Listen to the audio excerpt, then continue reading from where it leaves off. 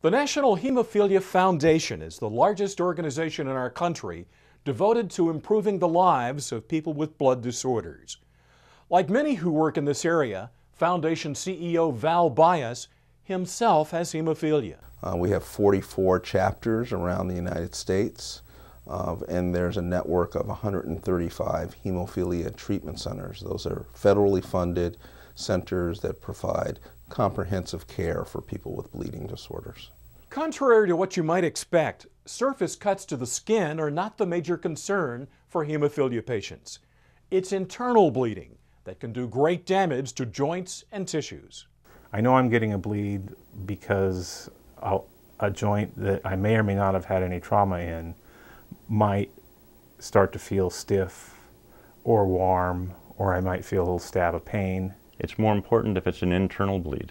If the spontaneous bleed occurs in their liver or in their intestine, 45 minutes later a tremendous amount of tissue damage has already occurred. The most worrisome bleed is when it occurs in the brain. If a bleed occurs in the brain that isn't treated within half an hour, then there's permanent brain damage. There are a couple of facts that stand out about hemophilia. Almost all those born with it are boys, and sometimes it can show up in a family with no history of the disorder. Dr. Marion Kerper is the founding director of the Hemophilia Treatment Center at UC San Francisco. 1 in 10,000 births results in hemophilia. Hemophilia occurs all over the world in all racial and ethnic groups. So anywhere in the world, every 10,000 births, there will be a boy with hemophilia. The mother gives one of her X chromosomes to her son. If she gives him the X chromosome with the mixed up recipe, then the son will have hemophilia. Hemophilia is unique because 33% of all of the cases are spontaneous mutation, meaning no family history. And for a family who has never had any hemophilia in their family, it is a hereditary disease. So some families know that they may have a child with hemophilia, but for a family where it's the very first time that they're finding out that they have a child that has a bleeding disorder. And they just kind of have a child and they're told your child has a severe bleeding disorder, and they're like, where did that come from and how did we get it? I think that the most important thing for us to do is help the parent understand that they can have a normal child and that that child can attain the dreams and hopes that they had. It's important for them to become part of the therapy and to help us to treat that child optimally. Not only is hemophilia a challenge to treat medically, it's equally challenging to pay for its treatment.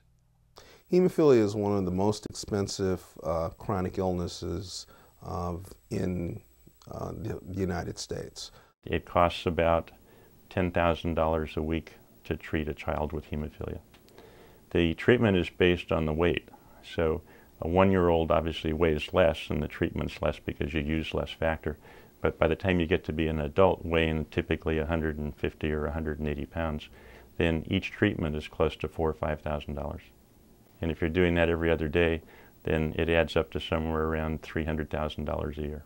A child born with hemophilia who receives the best kind of treatment will use $250,000, $350,000 a year in clotting factor just to lead a regular life. For a child born with hemophilia severe factor VIII deficiency now, the lifetime cost is estimated at about $10 million.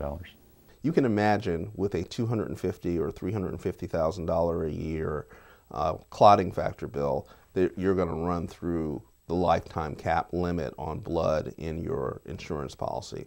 Most insurance policies are $1 to $2 million. So if you start out with a child with severe hemophilia, by the time they're 10, they've run through a lifetime cap policy. There's a $1 million cap on most insurance policies. That currently is in Congress now to change that $1 million cap to $10 million. That'll be a huge benefit for these people who have hemophilia. Our biggest challenge in hemophilia today is how do we continue to have hemophilia well reimbursed so that the clotting factor is paid for and available to all of our patients. We're in a massive re-education process where state governments who are clearly in deficit are looking for ways to cut their budget. And hemophilia looks like a huge line item, even though overall it's nationally a small part of Medicaid.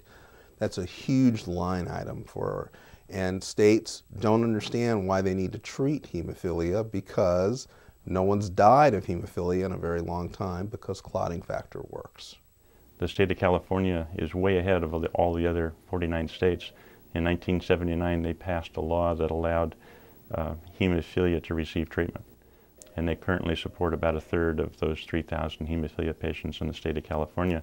And they pay for all of the factor that they need. So we have to say thank you to the citizens of California.